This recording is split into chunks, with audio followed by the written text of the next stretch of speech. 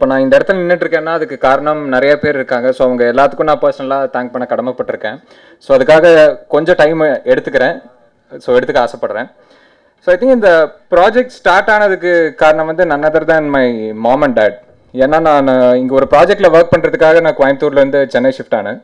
So basically வந்து நான் படித்தது எல்லாமே கோயம்புத்தூர், ஹோம் டவுன் வந்து ஊட்டி. ஸோ அப்படி இருக்கிறப்போ சென்னையில் வந்து எனக்கு யாரையுமே தெரியாது.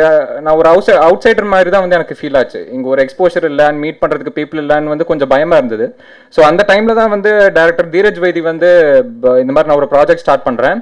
ஸோ அதில் பார்ட்டிசிபேட் ஒரு ஏடியா வந்து வரணுன்னா யூ ஆர் மோஸ்ட் வெல்கம் அப்படின்னு சொன்னார்.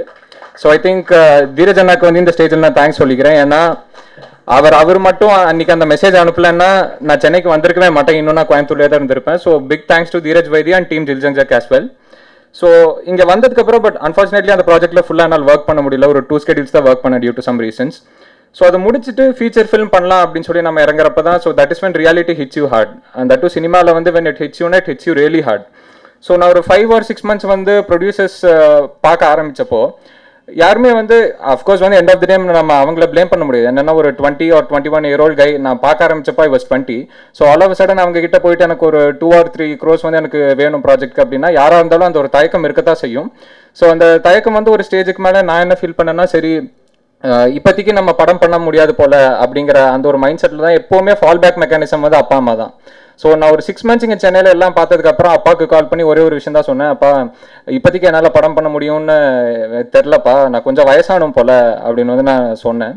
அதுக்கு அப்பா ஒரே ஒரு வார்த்தை தான் சொன்னார், சரி ஐல் ப்ரொடியூஸ் இட் அப்படின்ட்டார். என்கிட்ட வந்து டைட்டில் என்னன்னு கேட்கல, 1 line கேட்கல, ஸ்கிரிப்ட் பிளே எதுவுமே கேட்கல. நான் ஜஸ்ட் ஓகே நீ ஒரு ரஃப் பட்ஜெட் மாதிரி கொடுத்துட்டு வந்து நீ ஸ்டார்ட் பண்ணிக்கோ அப்படின்ட்டார். தட் டு ஃபினான்ஷியலி வந்து நாங்கள் ரொம்ப சவுண்ட் கிடையாது. அப்பா அம்மா 2 பேருமே வந்து எஜுகேஷன் லைனில் இருக்கிறவங்க. அப்பா he works for the disable people and அம்மா வந்து கெமிஸ்ட்ரி ப்ரொஃபஸர் அவினாஷ்லிங்கம்ங்கிற காலேஜில். ஸோ அப்படி இருக்கிறப்போ ஃபர்ஸ்ட் ஆஃப் ஆல் அவங்க பையன் வந்து சினிமாக்குள்ளே வரணும்னு சொன்னப்போ அதை அலோவ் பண்ணுறதுக்கு ஒரு தைரியம் வேணும். ஸோ அந்த தைரியத்தையும் தாண்டி என் ஃபர்ஸ்ட் படத்துக்கு வந்து இன்வெஸ்ட் பண்ண அவர் அக்செப்ட் பண்ணார். ஸோ அப்பா வந்து அப்போ ஒரே ஒரு விஷயம் தான் சொன்னார், என்னென்னா என் பையன் மேலே நான் நம்பிக்கை வைக்கலன்னா வேறு யார் வந்து நம்பிக்கை வைப்பா அப்படின்னு சொல்லி அவர் வந்து ப்ராஜெக்டை வந்து ஸ்டார்ட் பண்ணார். ஸோ நான் இது எத்தனை வாட்டி தேங்க்யூ சொன்னாலும் அதுக்கு ஈடே இல்லை. ஸோ பிக் தேங்க்ஸ் டு அம்மா அண்ட் அப்பா.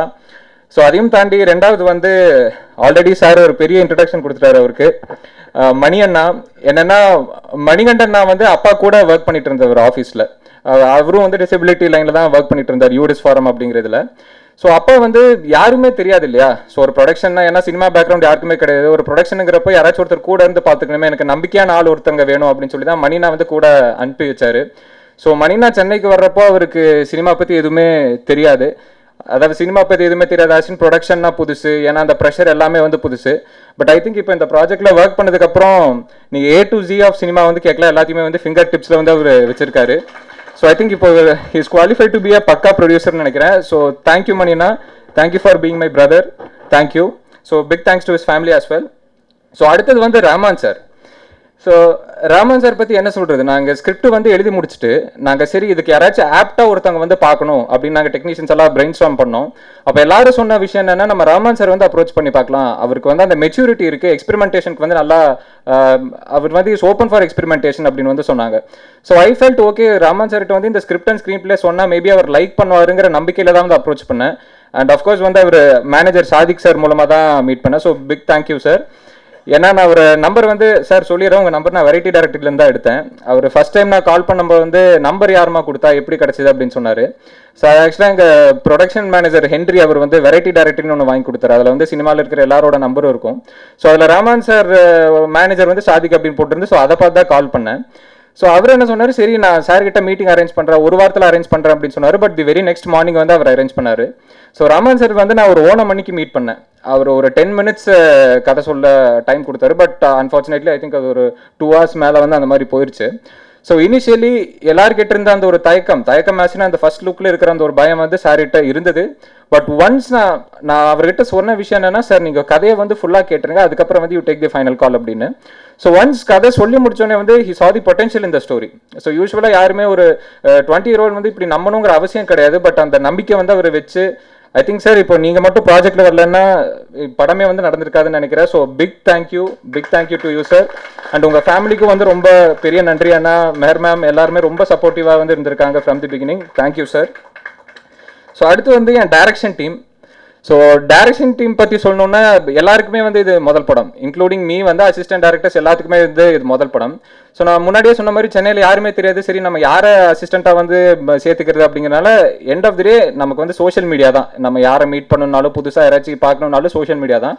ஸோ அதில் வந்து சும்மா ஒரு ஸ்டேட்டஸ் மட்டும் போட்டிருந்தேன், இந்த மாதிரி ஒரு புது ப்ராஜெக்ட் ஸ்டார்ட் பண்ணுறேன், எதுவுமே போடல, ராமான் சார் எதுவுமே போடல, புது ப்ராஜெக்ட் வந்து ஸ்டார்ட் பண்ணுறேன், யாருக்கெல்லாம் இன்ட்ரெஸ்ட் இருக்கோ அவங்க வந்து நீங்கள் வரலாம் அப்படின்னு சொல்லியிருந்தேன். ஸோ அதில் வந்தவங்க தான் இவங்க எல்லாம். ஸோ இப்போ நெக்ஸ்ட் ப்ராஜெக்ட்லாம் அவங்க அசோசியேட்ஸாக இருக்காங்க. So more than a direction team வந்து they have been my brothers.